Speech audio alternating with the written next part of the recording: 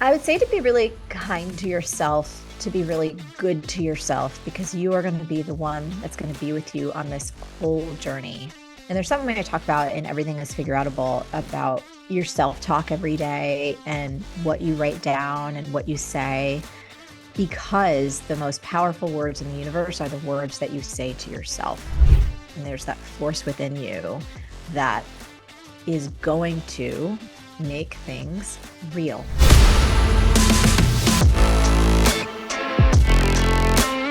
Hi, everyone. This is Carolina Millán, and welcome to a new episode of Beyond the Hustle. And I am so excited today to have a woman on the show because uh, I don't know why I don't have a lot of female guests. They always say no, but Marie Forleo, she said yes. She's the number one New York Times bestselling author, business coach, the creator of B School. Marie, hi. How are you today? Hi. Oh, I'm so excited to be with you, Carolina. I'm so happy to be here. I'm even happier if that's possible. So, I've been following your journey for a really long time, probably 2013, 14 or something. I remember I was with a friend in New York actually, and he told me, "Hey, you should check out Marie Forleo." And I said, "Oh, okay, I'll check her out." And I've been following you since. You are an amazing role model for me, and I know for a lot of women entrepreneurs. So hopefully a lot of people will get value from today's interview. I'm 100% sure. So I know that that you and for anyone, right, our definition of success evolves through the Yes. years. Like, so what was your definition of success 20 years ago, and how has it evolved today? What's your definition today? Yeah. So I think 20 years ago, it was definitely rooted in survival. Like it was rooted in, Yeah. can I just earn a living doing this thing that I really believe in? And then absolutely, I mean, I was trying to make it and trying to prove myself. So it was around getting recognition, you know what I mean? Or having, peers or friends or kind of being in a crowd where I was looked up to or Mm. respected. So I didn't have any of that. And I wanted to experience that. So those were a lot of the things I was striving for. It was always coming and rooted from my heart, but I was, scared. Of I course. was like, absolutely, I don't know if I can do this. Can I make it? Can I be Yeah. good enough? All that self-doubt and all that stuff. So I think a lot of it was financial in nature. It was associations and recognition and respect, and of course, impact. I was like, could I potentially impact like thousands, like millions of like it felt so unbelievably impossible. Yeah. But those were kind of some of my definitions then. And now for me, I play is a really big part of my personality Yeah. and having fun and enjoying it and just having this joyful connection in life. So success for me now, the I love money. Money is an amazing tool. Yeah. And I love not only having financial freedom, but helping others and supporting others to create that however they define it for themselves, because everyone's so unique Yeah. in their ambitions and their appetites, and all of them are beautiful. So that's still something that is important to me to keep expanding that and experiencing that. But now there's so much more around creativity and impact and playing and collaboration and what really feels good. Coming from a family, and it sounds like you and I share a little bit of DNA. It's extremely hard work ethic. Yes. Both my parents, because they both came from nothing. So it's like I learned it's like you work your face off, like from the morning until the night and 24/7. So I've had to undo some of those patterns because I can take things to the extreme. And I found myself like maybe 5, 6 years ago now, something in that world where I was like, this don't feel good anymore. Like this does not feel good. It doesn't feel as satisfying. It feels like it's taking a toll on my physical health, my mental health, my emotional health in a way that it didn't before. And so for me, success now is like really dancing in this beautiful place of continuing to let go of old patterning that's in there that can like push, push, push, and to explore new areas of like, oh, creating success that really feels good and continuing to keep my ego in check, Yeah. continuing to really try and discern. And I'm not perfect at it, by any sense, but really trying to slow down enough to hear what it is that I truly want to create from my soul, from my heart, from what really feels good to me versus an old version that's like, you know what I mean? Like, no, you must dominate. No, you must, crush it. And all those are all awesome and wonderful and like different tools that we can flex at different times. But for me at this stage and season of my life, I don't want to be in just that gear all the time. Not at Yeah, all. I Does that hear make you. sense? It does. It does. And I was listening to your podcast. I cannot remember which one it was one of the last couple of interviews that you did where you were talking about the more thing Yes. and versus, like more is not necessarily better, right? So Correct. how would you explain that to somebody who has that mindset right now? Like there's so many people with social media, with everybody displaying wealth and cars and airplanes and all this stuff. Yeah, yeah, Everybody yeah. wants more. So how do Yeah. you explain that to somebody who's in that mindset right now? And it's not Yeah. healthy. No, it's not always healthy. And like it's I think for me in my own experience, um, just recognizing sometimes like bigger isn't always better. And Yeah. there's a lot of complication and complexity that can come when you push and you push and you push. And then watching not only myself, but some people around me, like watching them kind of disintegrate and not be their best selves, and me too, not Yeah. feeling like I am behaving or interacting like with my partner Josh. We've been together for I think 21 years now, and just watching, like when I'm pushing myself so hard, I'm like, I am not my best self. I'm not as kind as I truly am in my heart of hearts. Like I just watch different behavior. So in terms of more is not always better, if you think about nature in some kind of ways, like Yeah. water's lovely, but when it's flooding your basement, it's too much. And if you think about the human body, we don't want growth all the time. Cancer cells are a thing that you do not want to keep growing. No. So there are elements in our world that if you actually just pause for a minute and breathe and step back, you're like, more is not always better. There is an interview that I did with a woman. Her name is escaping me at the moment, but it's easy to find. You can Google this. Donut economics. Mm. And it's this incredibly brilliant female economist in Europe, believes she's British. She came up with an entirely new model about like, and just really started to question from an economic standpoint. All of us have been entrenched in a psychology and a paradigm that's like a hockey stick. Like if GDPs are not growing, if businesses are like, if everything is not just growing, growing, growing, we must be failing. Right. Yep. And so it's like that's kind of how we've set up society. And there are these secondary impacts, whether or not you believe in climate, whatever, I think we can all agree that there's things happening that we're like, not so good. Yes. You Yeah. right? So it was like some adjustments need to be made. And what I loved about, and what I still love about donut economics, she actually questioned the model. And she said, what if unlimited, unexpansive growth is actually not the best, healthiest, most sustainable model if what we want is thriving and joy and sustainability? What if it's actually more like a donut, that we exist in this world where we have enough for everyone, but we actually don't push certain things so far beyond that they create these imbalances that have negative downstream consequences that nobody wants? Mm.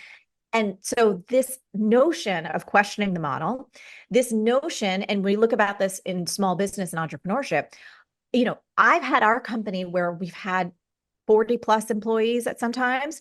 And for me, for my DNA, for what this soul wants to experience in her lifetime right now, I like, it's too much. There's people on my team. I don't even know who the hell they are. You know what I mean? Like they come on. And so I had to do a real ego check because Caroline, you know this from the folks that you talk to. There was a moment in time, it's not so much anymore, but it was maybe like 4 years ago, 3, 4 years ago, where it's like, how many people you have on your team? How big's your team?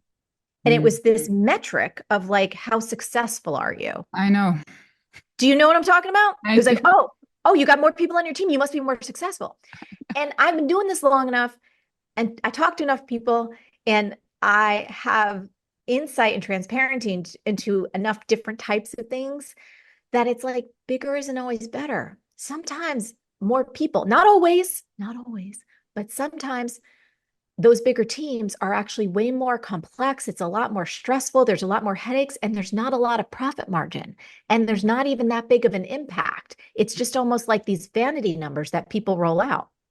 So I say all this in this kind of larger question that you were asking me about definitions of success. And for me, constantly really discerning my own ego and going, hey, when are you getting caught up in the slipstream of is more better? And are you just chasing something because everybody says, oh, if you're going to be a more successful entrepreneur, you have to have a bigger team? It's actually BS. It's not true. Yeah. So I think people having the courage to step back and go sometimes, and for some people, smaller is actually better, to have the freedom to be able to step away, to take time away, to be able to do things that are bespoke. I just came back from a little bit of time in Italy, Mm-hmm. and I spent time at this beautiful property in Tuscany proper. And, it's more bespoke.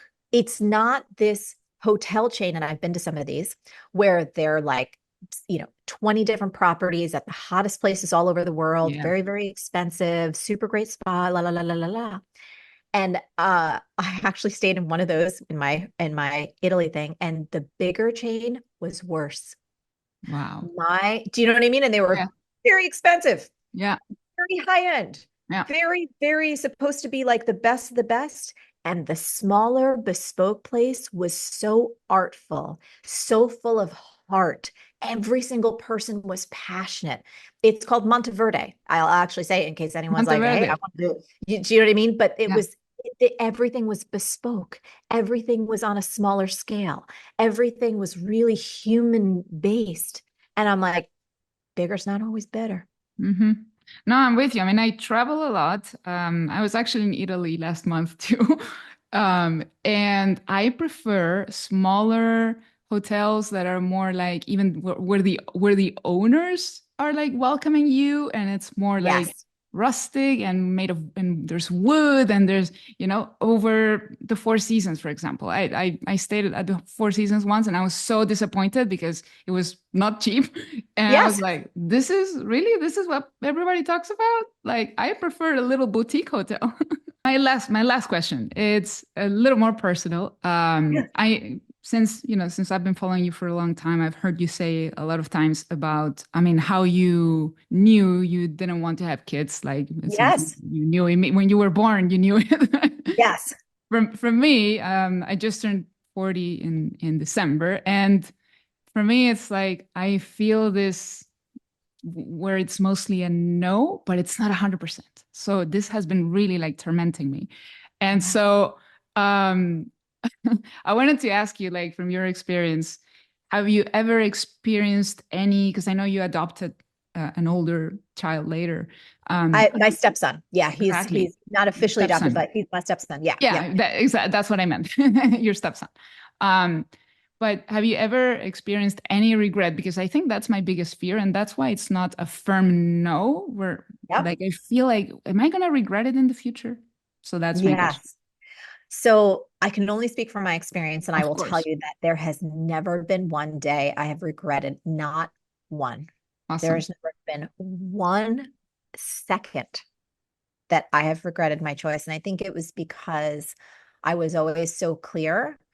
And I think what's really interesting for women these days is that there are so many beautiful options that Mm. exist, for from IVF to egg freezing, to so many. And I have a really dear friend of mine, actually, someone I went to college with, who she was, I think, in her early 40s.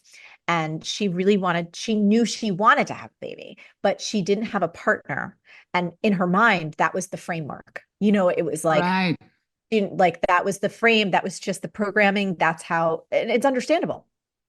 And then she challenged that frame, and she said, oh, well, what if I actually have a baby on my own, because I can do that, there are donor situations. Technology. Do you know what I mean? And she did. And so she has this beautiful daughter, and she's so happy. And like, I have other friends, I'm thinking about my friends Mark and Jess, 2 men who I love, like they have 2 daughters. Like, I just feel like this beautiful world that we're in now, there are so many possibilities that if you're, for you, meditating and journaling on this might be really awesome to see if you can get underneath any programming and see, you know what I mean? And get Yeah. underneath fear, get underneath the whatever the static is for all of us on the top surface and see if there's anything that rises up. Because there are lots of possibilities. There's so many possibilities, but in my personal experience, I have never, ever, ever, ever, ever once had a second an iota of regret. Awesome. Yeah, that's what I wanted to hear because it's silly that I have this fear of regretting in the future when I'm old. Like, but then what if I Yeah, regret what if I regret having? well, yeah, I mean that you're raising such a big point, and I think such an enormously valuable point. And it's not easy for us to work our way through hundreds, if not thousands of years of programming, I know. woman expectations, societal expectations. Like my mom, God bless her, I love her, but like she's like, "What's wrong with you?" I'm like, "What's wrong with you?" It's like coming from this Italian. There's certain expectations. I hear you. Society. So it's not surprising, and it's really natural, and it's really normal. And I just think it's so healthy for each of us as individuals to get quiet enough and to get still enough and to be brave enough to ask those questions. Mhm. Yeah, so important. Thank you so much for sharing that. And thank you so much. I'm sorry we went a little over the time. I'm so sorry. Okay. No, it's Um, great. yeah, so this was amazing. Thank you so much. I had a great time. What are your final words of inspiration, motivation for the entrepreneurs listening to us today? I would say to be really kind to yourself, to be really good to yourself, because you are going to be the one that's going to be with you on this whole journey. And there's something I talk about in Everything is Figure Outable about your self-talk every day and what you write down and what you say, because the most powerful words in the universe are the words that you say to yourself. And there's that force within you that is going to make things real. It's going Mm, to lead you in a particular direction, and you have power and choice in that. So that's why, whether it's Everything is Figure Outable or I Got This or Create Before You Consume or, anything, that's why I live my life in mantras, because I try my best to remember and understand that incredible power within that I have to shape and keep reshaping my reality. I love it. Do you have any new project coming up? I know you are doing a masterclass very soon. Do you have anything else that you want to finally share so we can put the links in the description? Yeah, I would say, I mean, B School is amazing if people want that experience of being able to take that idea and make it a profitable reality, whether they're just starting out or they've been going at it for a while and they're like, why isn't this working? Like, we could probably help you with that.